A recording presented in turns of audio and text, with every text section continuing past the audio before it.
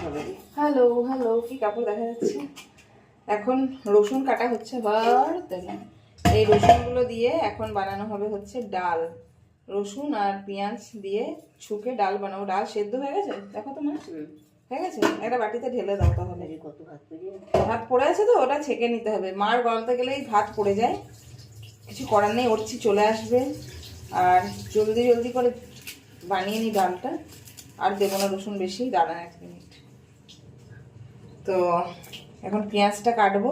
ডাল তো সেদ্ধ বেশি হয়েই গেছে, অসুবিধা নেই, তাড়াতাড়ি হয়ে যাবে।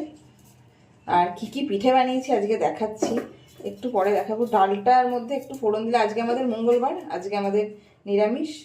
আজকে আমরা কেউ মাছ মাংস ডিম এগুলো খাই না।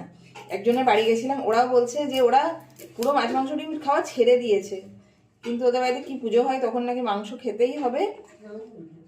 হ্যাঁ, মনসা পুজো না কি হবে, তখন মাংস খেতেই হবে। কিন্তু ওরা এখন আপাতত 1 জানুয়ারির পর থেকে মাংস খাওয়া ছেড়ে দিয়েছে।